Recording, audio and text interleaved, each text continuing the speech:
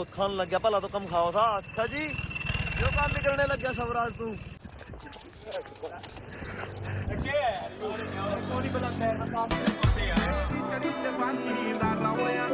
तरुण वादेश मित्रांनो, स्वागत आहे तुमचं आपल्या व्हिडिओमध्ये. तर आता वाजले 8 आणि आजचा व्हिडिओ 8 वाजता चालू केला. नंतर आपलं चॅनल पण ग्रो पण होऊ राहिलं हळूहळू. तर पुढला व्हिडिओ आपला स्वतःचा येणार आहे ट्रॅक्टरचा. तर आजचाच व्हिडिओ निशी देशवालचा येणार आहे आणि त्याच्या पुढं पण आपले व्हिडिओ जर का नाही आले तर निशी देशवालचे चित्रीन काही आणि काही आपले पण नेत्र आहे.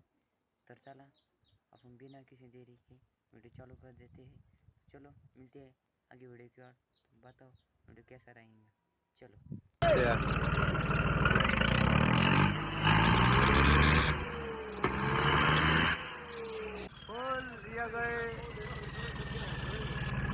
चल भाई, शो भी काली हो गई।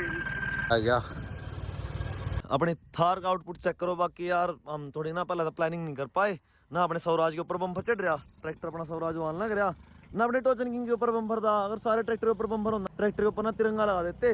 लेकिन यार क्या करे, आजा भाई आजा आजा जा।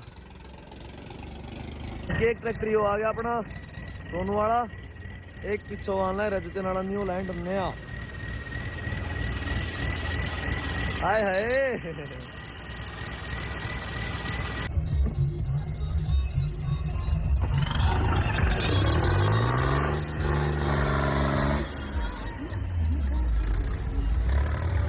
सोनू ट्रैक्टर झंडा ढिल हो गया भाई, कसम लग रहे 2 बार तो लड़ गए। बाकी ये आगे जा लिए शायद। पेट्रोल पंप पहुंच गए एक बार ट्रैक्टर में ना, तेल डलवा ला भाई। स्वराज अपना बहुत खान लग गया, पहला तो कम खाओ था। अच्छा जी, जो काम भी करने लग गया स्वराज तू। यार तेल तो इसमें भी आ रहा है यार, आ रहा है भाई अभी भी जो आ रहा।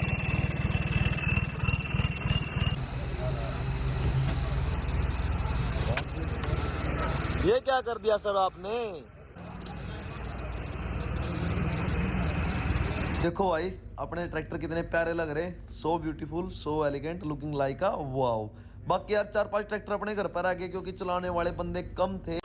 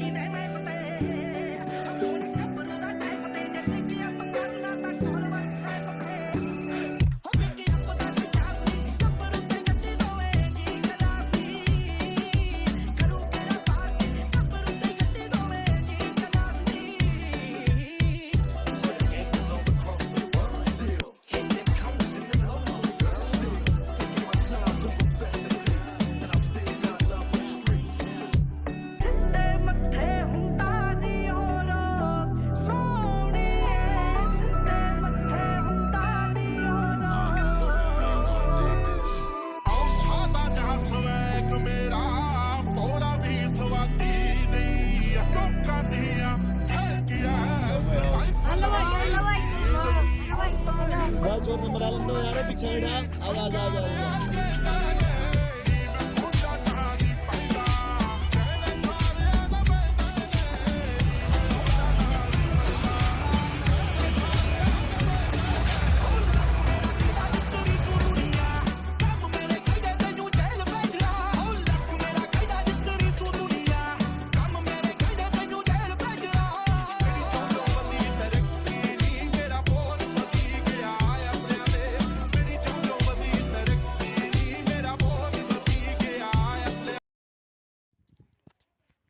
तुम्हाला व्हिडिओ आवडला असेल तर व्हिडिओ लाईक करा, सबस्क्राईब करा, शेअर करा आणि व्हिडिओ छोटाच ठेवा कारण आपली फोनची MB हजाराचे आणि MB संपली का सगळं काही संपून जातं. त्याच्यामुळे व्हिडिओ छोटा राहतो.